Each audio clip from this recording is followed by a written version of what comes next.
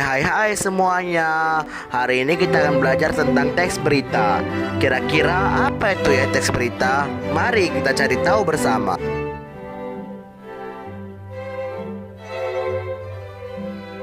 Nah, di sini kita akan belajar tentang pengertian teks berita, jenis-jenisnya, unsur-unsurnya, kaidah kebahasaan dan langkah-langkah menulis teks berita. Mari kita pelajari bersama.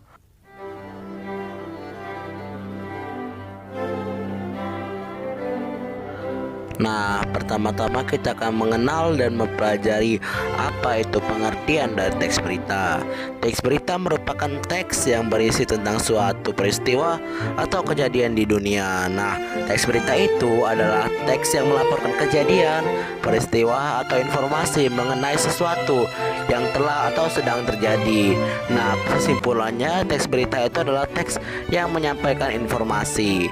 Penyampaian berita ini bisa dilakukan secara lisan atau tulisan, yaitu terbagi dari dua jenis tadi ya, lisan dan tulisan. Lisan yang biasa kita dengar dan lihat di televisi, yaitu secara audiovisual, dan secara tulisan pada media cetak atau bisa juga pada media elektronik. Nah, begitu. Nah, sekarang kita akan belajar unsur-unsur dari teks berita. Kita akan mengenal ada 3 unsur, yaitu judul berita, teras berita, dan isi berita.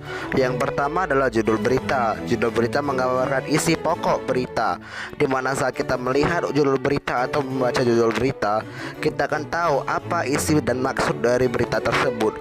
Dan judul berita juga dapat menarik perhatian pembaca. Lalu yang kedua adalah teras berita. Teras berita merupakan bagian yang paling penting atau yang terpenting karena berisi pokok peristiwa yang akan diberitakan pada teks tersebut. Biasanya teras berita ini terdapat adik simba yang merupakan akronim dari kata tanya apa, di mana, kapan, siapa, mengapa, dan bagaimana. Kata tanya apa adalah kata tanya yang digunakan untuk menunjukkan sesuatu. Untuk kalimat tanya sendiri seperti ini. Kalau apa adalah seperti apa yang terjadi, siapa yang terlibat, di mana kejadiannya, kapan terjadinya, mengapa hal itu terjadi, dan bagaimana terjadinya. Nah, kemudian ada isi berita. Isi berita merupakan bagian uraian berita yang menerangkan peristiwa yang diberitakan pada teks berita tersebut.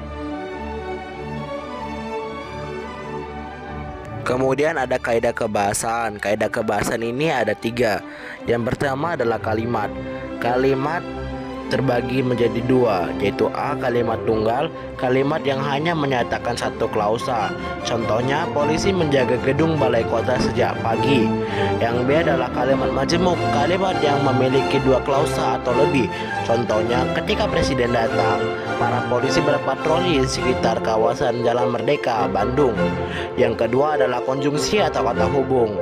Konjungsi ini ada 2, yaitu A. Konjungsi kronologis, kata hubung yang bermakna kronologis. Contohnya, kemudian, lalu, setelah itu, pada akhirnya. Dan yang B adalah konjungsi kausalitas, contoh memandai setiap akibat. Contohnya, karena, oleh sebab itu, seperti itu. Yang ketiga adalah kata ganti atau promina. Kata ganti yang merujuk pada kejadian yang dijelaskan seperti ini, itu, tersebut. Bukan kata ganti orang seperti ia, dia, mereka. Berikut adalah contohnya. Ratu Elizabeth II meninggal kemarin sore. Kejadian ini terjadi akibat umur beliau yang sudah tua. Nah, kata ganti atau promina ini terletak pada kata ini, pada kata kejadian ini. Kejadian ini maksudnya kejadian meninggalnya atau wafatnya Ratu Elizabeth II. Nah, kita sekarang akan belajar langkah-langkah menulis teks berita.